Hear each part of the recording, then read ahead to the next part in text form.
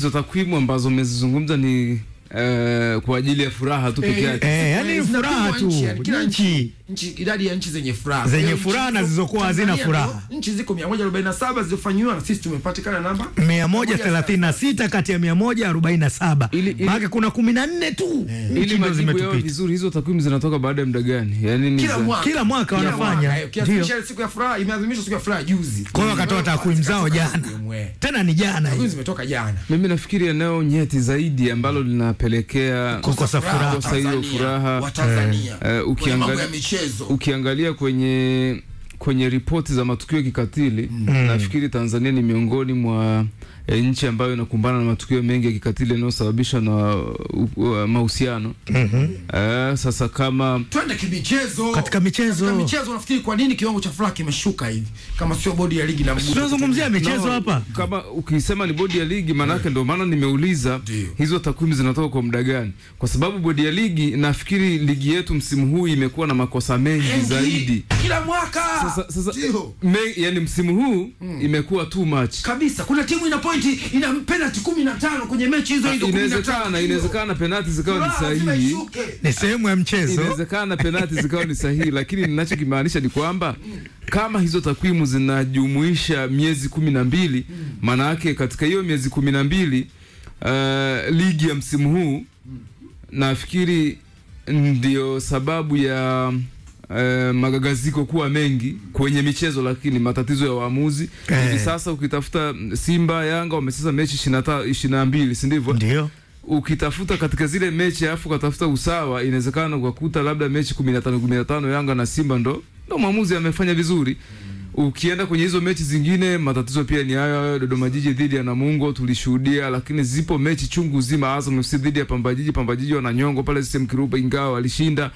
Kwa ligi yetu kusikana kwa VAR kwenye ligi yetu, unajua viko sababu vingi vinavyokutesha furaha. Kusikana kwa VAR, kiongozi mkuu unarudi katika nchi, haujaulizia huko vipi mambo yako, unaongea tu, si ndio furaha zinazo. Lakini Ali Mohamed, kwangu mimi nikitazama hilo swala silitazami tu katika hiyo ende. Wale skaria hausiki kwenye kushusha furaha zetu. Yani ni kwamba Stephen Mguto hausiki. Nisikilize Kasongo Almas, nisikilize vizuri Ali Mohamed. Mimi Simba Imanda msemaji wa bodi ya ligi kushusha furaha. Simba na Yanga hazihusiki.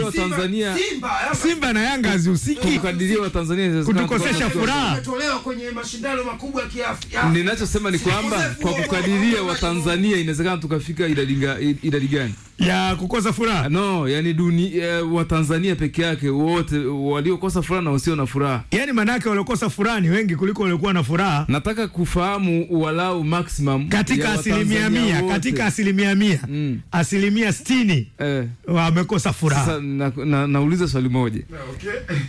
Wa Tanzania wote wako wangapi? Milioni 61 kama sikosei. Katika milioni 61 manake kwa mujibu wake chukua hiyo milioni 61 unakuta hapo milioni 40 haina furaha. Wote hatuna furaha. Tumenyimwa point 3, tumenyimwa magoli na huyu anaitwa Mguto. Kwa bodi ya sikilize kwa kitu kimoja. Kama tumegundua ni kwenye milioni 60 na tufanye 61. Wanaoshabikia mpira ni wangapi? Katika hiyo 60 ukichukua milioni 40 kwa sababu kila anaweza aliwa nchi moja. Mimi nafikiri mashabiki wa mpira ni wengi.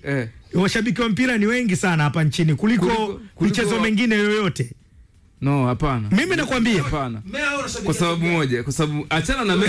Okay, nipe sababu. Mimi najua mpira una mashabiki wengi. Nakupa fact moja.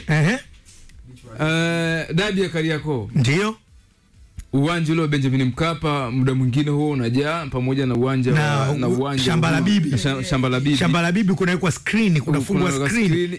Nje huko kwenye mabanda kunafungwa screen kubwa. Watu wanaangalia mpira, Wale watu inawezekana ukaniambia wanafika 100,000. Kwani uwanja unaingiza watu wangapi? Swali dogo tu. Uwanja unaingiza watu 60,000. 60,000 chukua na watu wa uwanja wa Bibi. Chukua uwanja wa Bibi watu 2,000. Washakuwa 62. Chukua vibanda umiza huko ambapo si hatuna uwezo wa kwenda Dar es Salaam. Tukadiria 100,000. Rekodi hiyo tukadiria 100,000. Msikizaji bado hajajaza milioni 60. Hiyo pia ukumbuke kwamba ni timu moja tu Tanzania hii ambayo iliwahi kujaza viwanja viwili. Ninapokuambia mimi kila anayezaliwa huko nchini mwananchi baadaye ndio wanakuja baadaye wanabadilisha dini.